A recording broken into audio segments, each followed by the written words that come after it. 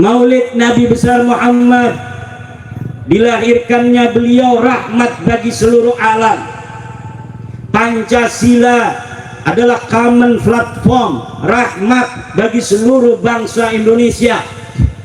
Kita bangga dengan Sultan Maulana Hasanuddin, kita bangga dengan Sultan Maulana Yusuf, kita bangga dengan Sultan Maulana Muhammad Nasruddin, kita bangga dengan Sultan Maulana Abdul Mafakhir, kita bangga dengan Sultan Abdul Ma'ali Ahmad, kita bangga dengan Sultan Agung Tirtayasa. Tetapi bentuk negara seperti leluhur kita itu tidak menjamin setiap suksesi kepemimpinan adanya ketenangan dan kenyamanan seperti saat ini. Setiap suksesi zaman dahulu kala tidak sepi dari yang namanya peperangan, dari yang namanya saling bunuh membunuh. Maka ketika sekarang bangsa Indonesia yang begitu besar, 270 juta jiwa bangsa Indonesia dengan 17.000 pulau kecil-kecil, beberapa pulau besar yang dipisahkan oleh lautan, dengan bahasa yang berbeda-beda, adat istiadat yang bermacam-macam, tapi kita bersatu dalam Indonesia. Ini adalah rahmat yang tiada tara bagi kita bangsa Indo. Maka kenikmatan ini mudah-mudahan tidak diangkat oleh Allah Subhanahu wa ta'ala. Jaga jangan sampai celah sedikit pun adu domba antar anak bangsa terjadi sehingga timbul gesekan. Kalau sudah perang kayak di Palestina, kita nggak bisa dagang lagi tuh kayak ibu-ibu yang lagi ngegoreng gorengan. Tidak bisa kita lagi untuk melihat konsumen yang lagi lihat-lihat motor, melihat doang belinya kagak. Tapi dengan adanya ketenangan, tidak ada perang sampai saat ini, alhamdulillah. Memang kita beberapa ada kejadian usaha-usaha sedikit peperangan, tetapi semua itu dapat dilewati oleh bangsa Indonesia sampai saat ini. Begitu panasnya politik di Indonesia, bagaimana cara memilih calon presiden, wakilnya dihitung mana yang kira-kira elektabilitasnya tinggi, paling begitu-begitu doang, betul tidak? Tidak ada gesekan-gesekan fisik. Diatur oleh KPU harus begini, kampanye harus begini, yang pejabat harus cuti dulu dan lain sebagainya, sehingga pemilihan pemimpin di negara kita berlangsung setiap tahunnya aman dan tentram. Ini adalah keindahan. Makanya adanya HP, adanya televisi, jangan hanya untuk lihat orang menyanyi, tapi lihat berita dunia. Bandingkan ibu-ibu, kenikmatan kita bangsa Indonesia hari ini dibandingkan dengan saudara-saudara kita di Palestina, saudara-saudara kita di Irak. Harus banyak kita melihat, sehingga dengan kita banyak melihat negara orang yang kacau, bom di mana-mana. Satu hari bisa 5.000 bom datang. Entah rumah siapa yang akan hancur, entah anak siapa yang akan mati, entah istri siapa yang akan gugur, entah suami siapa yang akan hancur. Tidak ada yang pernah tahu. Katanya Israel begitu kuat dengan Iron Dome, tetapi ternyata Hamas bisa juga menembus Iron Dome Israel, sehingga rudal-rudal Hamas itu bisa sampai ke rumah-rumah orang Israel. Orang Israel setelah dia dibom, kemudian dia balas mengebom warga-warga Israel, warga-warga Palestina di Hamas, di Gaza. Kita minta kepada Allah, ya Allah, ya Rabbi, semoga saudara-saudara kita yang sedang berperang menghentikan peperangan dan mencari satu format win-win solution yang dapat menguntungkan semuanya. Saya kira kalau semua harus diakhiri dengan peperangan, buktinya sudah hampir 100 tahun perang tidak pernah usai, kemerdekaan belum pernah didapat. Coba cari format yang lain. Makanya Indonesia selalu bersama Palestina di dalam bagaimana mengupayakan negeri Palestina bisa merdeka, rakyat Palestina bisa bebas dari penjajahan, tetapi mencari cara dan format yang sedikit memakan korban. Kalau misalnya sekarang Gaza, Hamas di sana dikelilingi oleh orang-orang Israel di seluruh penjuru kotanya, kemudian mereka menyerang orang-orang Israel. Di situ ada perempuan, di situ ada anak-anak, di situ ada orang-orang jompo. Ketika tentara-tentara Hamas menyerang Israel, Israel mengirim satu rudal ke Gaza, mati banyak anak-anak, mati banyak ibu-ibu, orang-orang jompo dan lain sebagainya.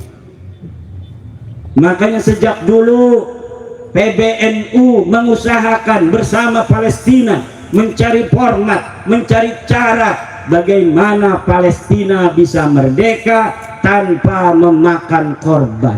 Dan sampai saat ini belum berhasil usaha bangsa Indonesia, pemerintah Indonesia, PBNU dengan diplomatik non pemerintah.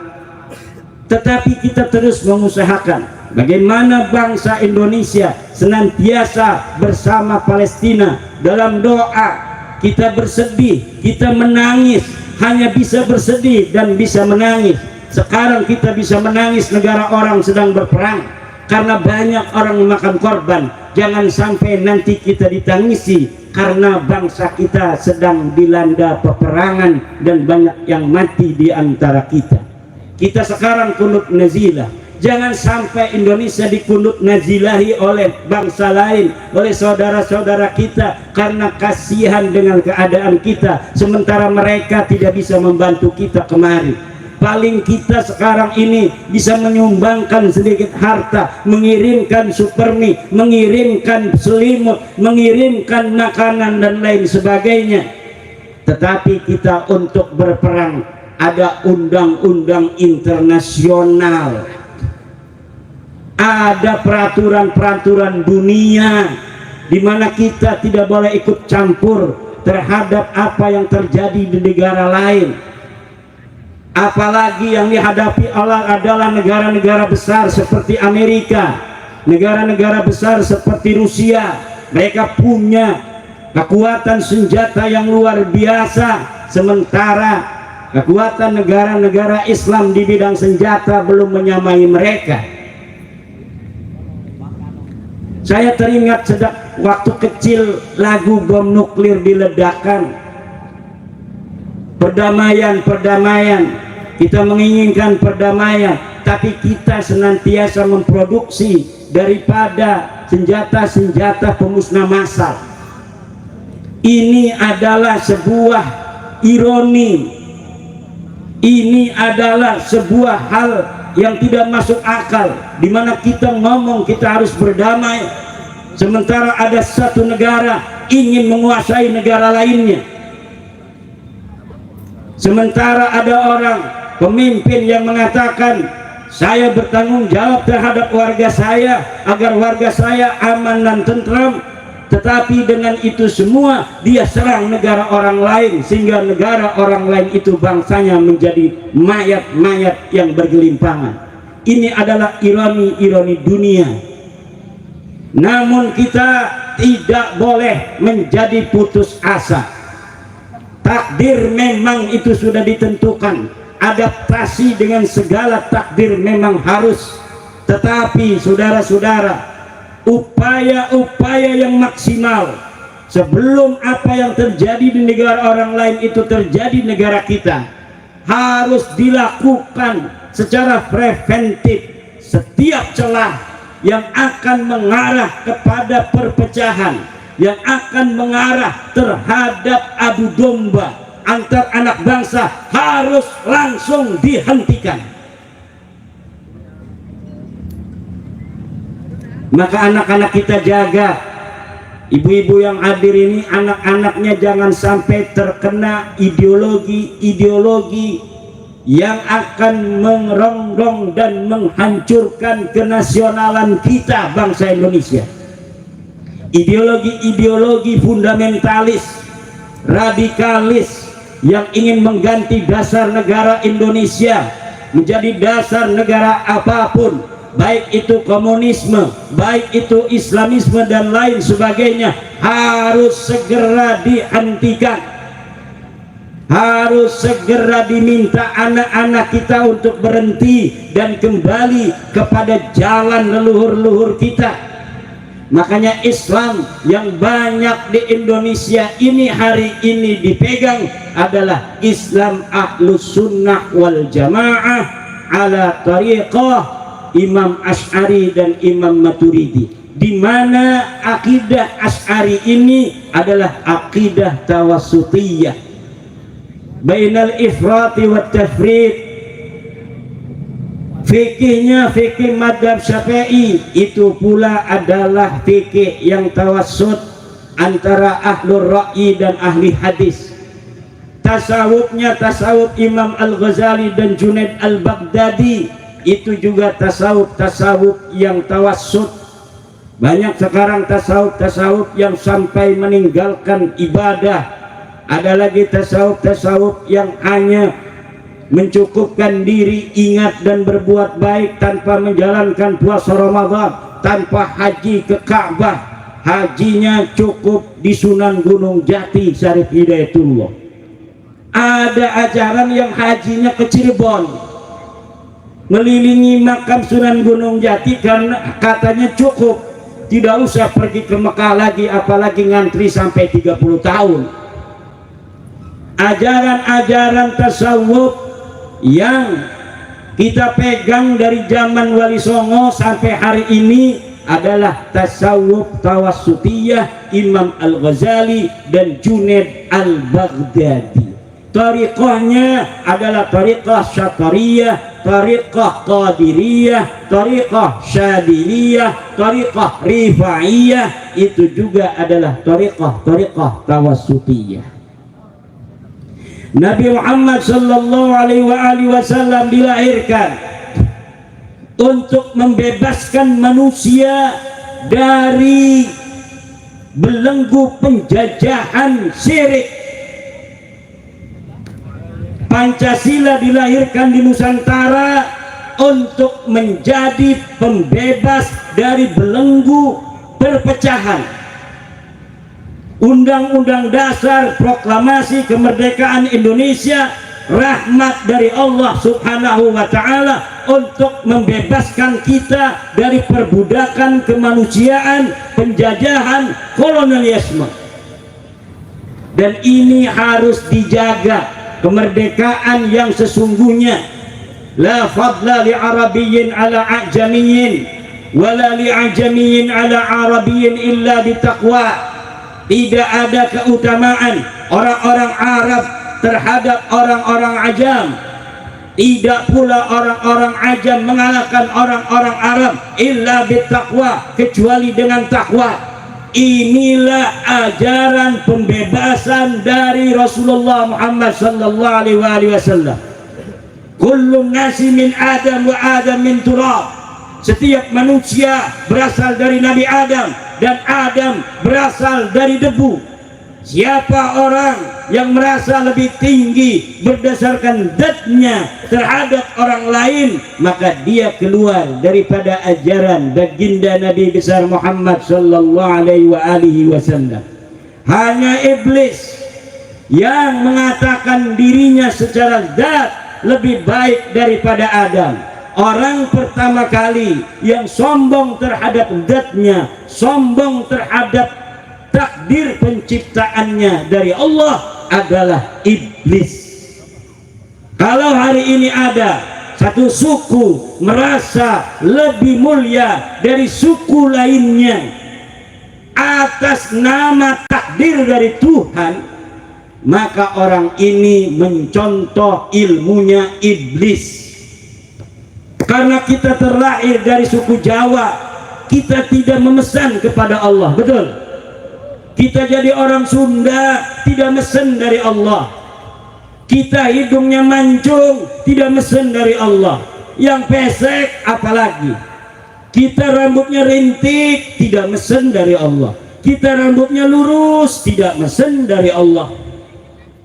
Tidak boleh orang yang rambutnya rintik merasa lebih baik daripada orang yang rambutnya lonjong. Tidak boleh orang yang rambutnya lurus merasa lebih baik daripada orang yang rambutnya rintik. Tidak boleh orang yang kulitnya hitam merasa lebih baik dari orang yang kulitnya putih. Tidak boleh orang yang kulit putih merasa lebih baik dari orang yang berkulit hitam, dan lain sebagainya. Inilah ajaran Islam, di mana kemuliaan hanya dari takwa. Inna akramakum indallahi atqakum. Sungguhnya orang yang paling mulia di antara kalian adalah orang yang paling bertakwa. Kalau pengen kita mulia, bertakwalah. Kalau kita pengen derajatnya tinggi, berilmulah. Yarfa'illahu alladhina amanu minkum walladhina utul ilma darajat. Allah akan angkat derajat orang-orang yang beriman di antara kalian dan orang-orang yang mempunyai ilmu beberapa derajat. Ini ada orang yang dia memotong ilmu pengetahuan, katanya karena anyadapnya seorang Habib lebih mulia daripada orang berilmu 70 orang berilmu. Dia bodoh mengalahkan sarjana 70. Dia bodoh mengalahkan insinyur 70. Dia bodoh mengalahkan kiai 70. Dia bodoh mengalahkan orang-orang yang diberikan Allah pengetahuan. Dia rendah pangkatnya karena tidak punya ilmu, tapi katanya lebih mulia dari Pak Camat 70 camat. Dia rendah derajatnya, tetapi katanya dia lebih mulia dari bupati, dari gubernur, dari presiden. Makanya mulutnya mencaci siapapun karena dirinya merasa lebih baik dari orang lain karena datnya, padahal yang diakuinya itu hanya palsu belaka, bohong belaka. Ngaku cucu Nabi, ternyata bukan cucu Nabi. Ngaku cucu Nabi, ternyata bukan cucu Nabi. Cucu Nabi bisa dideteksi betul atau tidak dia itu cucu Nabi dengan dua hal. Pertama, dengan catatan nasab. Ketua Paguron Jalak Banten, catatan nasab turunan Nabi itu sejak abad ketiga dicatat. Ada petugas-petugas yang menugaskan diri menulis kitab. Ini Sayyidina Ali punya anak dua, Hasan dan Husain. Husain punya anak namanya Ali Zainal Abidin. Ali Zainal Abidin punya anak berapa? Dicatat. Ali Zainal Abidin punya anak Muhammad Al-Baqir. Dia punya saudara sekian, dicatat semua. Muhammad Al-Baqir mempunyai anak namanya Ja'far As-Shadiq, punya anak berapa? Dicatat semua. Terus demikian dari generasi sampai saat ini.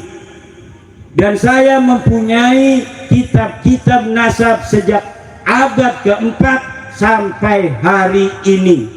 Dan ketika saya lihat orang yang mengaku cucu Nabi di Indonesia ini yang bergelar Habib itu ternyata tidak terbukti secara pustaka mereka adalah keturunan dari baginda Nabi besar Muhammad sallallahu alaihi wasallam.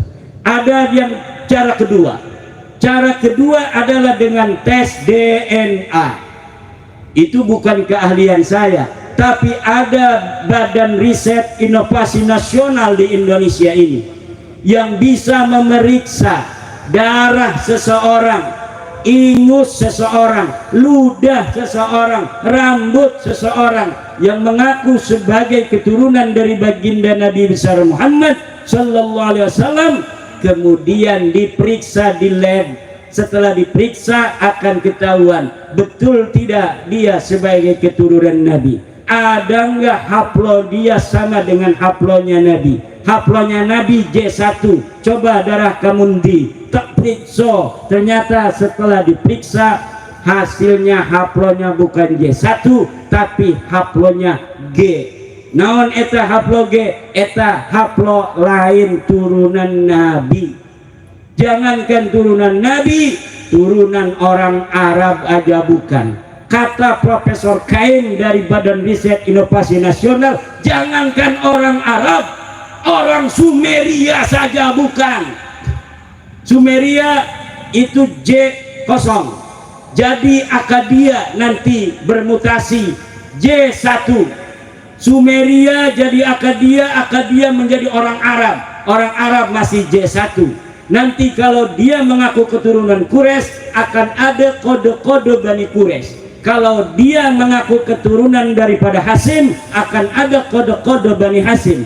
Kalau dia mengaku keturunan daripada Abi Thalib akan ada kode-kode Abi Thalib. Kalau dia mengaku keturunan daripada Husain akan ada kode-kode Sayyidina Husain. Dan setelah diperiksa, mereka dari 5 orang Indonesia dari klan mereka yang sudah tes DNA, tidak ada haplo J1-nya, tidak ada kode genetik daripada keluarga Bani Quraisy, tidak ada kode genetik dari keluarga Bani Hashim, dari keluarga Bani Abi Thalib, dari keluarga Sayyidina Husain.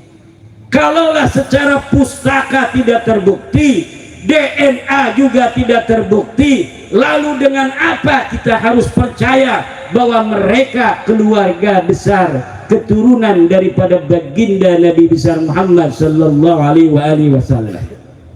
Marah-marah sama kita, katanya tetap kami keluarga Nabi, turunan Nabi, jangan jadi orang yang menghina keturunan Nabi. Kita tidak boleh menghina turunan Nabi, tapi ente bukan keturunan Nabi.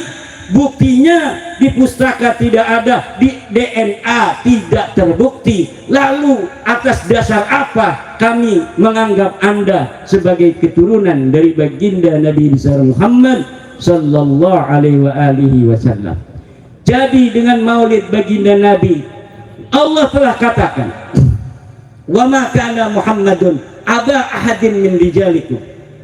Tidak adalah Nabi Muhammad itu sebagai ayah dari lelaki kalian.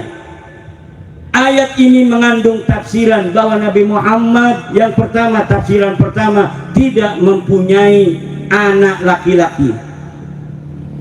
Laisa wa makana Muhammadun aba ahadin, bukanlah ayah dari laki-laki kalian, karena memang Nabi Muhammad tidak punya anak laki-laki. Tafsiran yang kedua, jangan panggil Nabi Muhammad hari ini dengan gelar-gelar kekeluargaan, wahai kakekku, wahai ayahku, tapi walakin Rasulullah, panggillah Nabi Muhammad dengan Rasulullah. Siti Aisyah aja istrinya manggil Rasulullah, ya Rasulullah. Lah orang sekarang yang nasabnya nggak jelas manggil Rasulullah, ya jadi wahai kakekku. Di sebuah persidangan dia katakan, Nabi Muhammad kakek ente apa kakek aneh? Ini adalah hilang adab kepada baginda Nabi besar Muhammad sallallahu alaihi wasallam. Di dalam ajaran kita Ahlussunnah wal Jamaah, kita dianjurkan, tidak wajib, untuk mencintai keturunan baginda Nabi besar Muhammad sallallahu alaihi wasallam. Tetapi keturunan Nabi yang asli, keturunan Nabi yang telah terbukti secara catatan dan terbukti secara ilmu pengetahuan biologi. Karena zaman sekarang ini teknologi sudah canggih, gen kita ini sudah generasi Z. Generasi manusia yang hidup saat ini ada generasi perang, generasi perang, dia yang lahir sebelum 45. Ada yang generasi depresi, yaitu orang yang pada saat dia berperang, yang lain berperang, dia nggak mau perang. Dia lahir di masa perang, orang lain perang mau berjuang, dia nggak mau perang. Itu generasi depresi. Setelah generasi depresi, ada generasi baby boomer, yaitu mereka yang lahir 46 sampai 64. Tahun 65 selanjutnya itu disebut generasi X. Saya ini generasi X, lahir tahun 76. Dari orang yang lahir 64 sampai 80 itu generasi X. Dari generasi X akan muncul generasi Y, yaitu milenial. Setelah generasi milenial, sekarang ini generasi Z. Mereka yang lahir dari tahun 97 sampai 2012. Anak-anak kita yang masih 10 tahun disebut generasi Alpha. Generasi Z itu 27% di Indonesia. Makanya para capres-capres ini sibuk bagaimana bisa untuk mengajak generasi Z memilih dirinya. Dia berkampanye kepada generasi milenial dan generasi Z. Ciri-ciri utamanya generasi milenial dan generasi Z adalah orang yang sangat akrab dengan teknologi. Kalau misalnya anak-anak Gen Z dan Gen Alpha ini adalah orang-orang yang akrab dengan teknologi, lalu ada orang yang tidak percaya pada teknologi, tes DNA mereka tidak percaya, katanya itu tidak terbukti, maka itu generasi, mungkin generasi perang atau generasi depresi.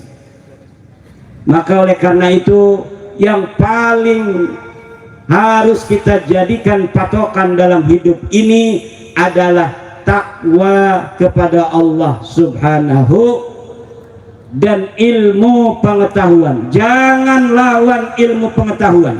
Orang yang melawan ilmu pengetahuan akan tergerus oleh zaman.